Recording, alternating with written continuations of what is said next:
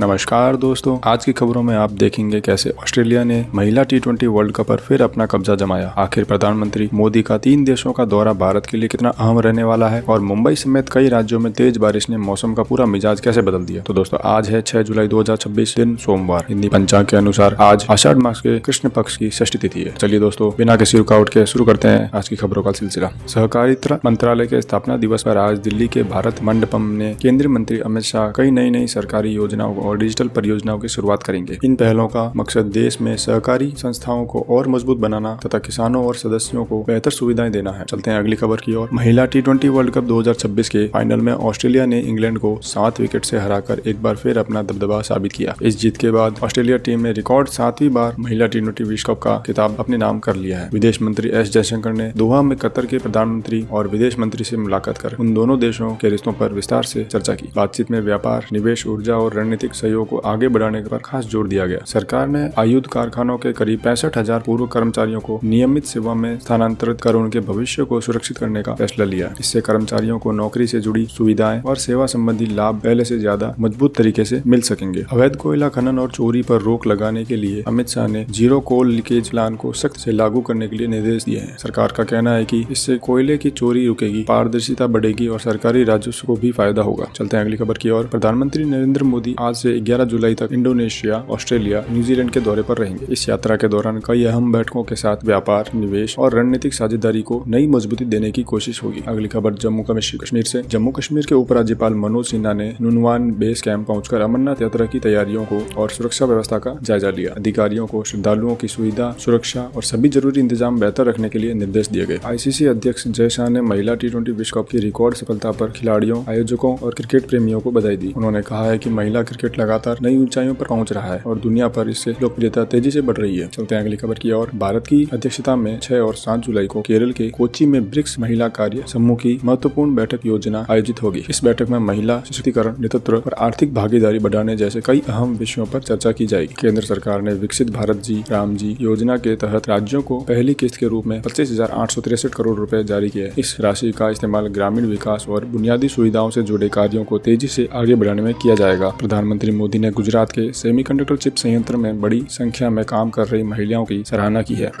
उन्होंने कहा है कि देश की युवा शक्ति और महिलाओं की भागीदारी भारत के तकनीकी भविष्य को नई दिशा दे रही है। भारत 6 और 7 जुलाई को गुवाहाटी में ब्रिक्स देशों की मादक पदार्थ निरोधक एजेंसी के प्रमुखों की बैठक की मेजबानी करेगा। इस दौरान नशे की तस्करी रोकने और आपसी सहयोग बढ़ाने के लिए कई अहम रणनीतियों पर चर्चा होगी। सरकार ने प्याज की खरीद कीमत में 13% की बढ़ोतरी कर किसानों को बड़ी राहत देने का फैसला किया है। नई खरीद दर लागू होने से किसानों को बेहतर दाम मिलेंगे और उनकी आय बढ़ने में मदद मिलेगी। पूर्व केंद्रीय मंत्री रामविलास पासवान की जयंती पर प्रधानमंत्री मोदी सहित कई नेताओं ने उन्हें श्रद्धांजलि अर्पित की। नेताओं ने कहा है कि जन सेवा और समाज के कमजोर वर्गों के लिए उनका योगदान हमेशा याद रखा जाएगा। मुंबई में लगातार हो रही तेज बारिश के चलते कई इलाकों में जल भराव की स्थिति बन गई है और लोगों को परेशानी का सामना करना पड़ रहा है। रेड अलर्ट के बीच कुर्ला टर्मिनस समेत कई स्थानों पर पानी भरने से रेल और सड़क यातायात प्रभावित हुआ है। अमेरिका के 250वें स्वतंत्रता दिवस पर प्रधानमंत्री नरेंद्र मोदी ने शुभकामनाएं देते हुए दोनों देशों की मजबूत साझेदारी का जिक्र किया। उन्होंने कहा है कि भारत और अमेरिका आने वाले समय में कई क्षेत्रों में मिलकर आगे बढ़ते रहेंगे। प्रसिद्ध पंडवानी गायिका तीजन बाई के निधन पर प्रधानमंत्री मोदी ने गहरा शोक व्यक्त किया। उन्होंने कहा है कि भारतीय लोक कला और संस्कृति जगत ने एक ऐसी महान कलाकार को खो दिया है जिसकी कमी हमेशा महसूस की जाएगी। चलते हैं अगली खबर की ओर। जम्मू कश्मीर से अबू धाबी और दुबई के लिए प्रीमियम चेरी और प्लम की पहली निर्यात खेप को रवाना किया गया। इससे स्थानीय बागवानों को अंतर्राष्ट्रीय बाजार में नए अवसर मिलेंगे और कृषि निर्यात को भी बढ़ावा मिलेगा। गृह मंत्री ने 23 लोगों को आतंकवादी घोषित करते हुए आतंकवाद के खिलाफ से कार्रवाई जारी रखने का संदेश दिया। घोषित लोगों में 17 पाकिस्तानी और 6 भारतीय नागरिक शामिल है जिन पर देश विरोधी गतिविधियों में शामिल होने का आरोप है। चलते हैं अंतिम खबर की ओर। विदेश मंत्री एस जयशंकर ने 5 से 15 जुलाई तक Qatar, Bahrain, Kuwait, Oman, New York और ब्रिसेल्स के दौरे पर रहेंगे। इस यात्रा के दौरान कई द्विपक्षीय और बहुपक्षीय बैठकों में भाग लेकर भारत के वैश्विक संबंधों को और मजबूत करने पर जोर दिया जाएगा। तो दोस्तों, ये थी अब तक की अहम खबरें। कल फिर इसी टाइम मिलेंगे, तब तक के लिए जय हिंद, वंदे मातरम।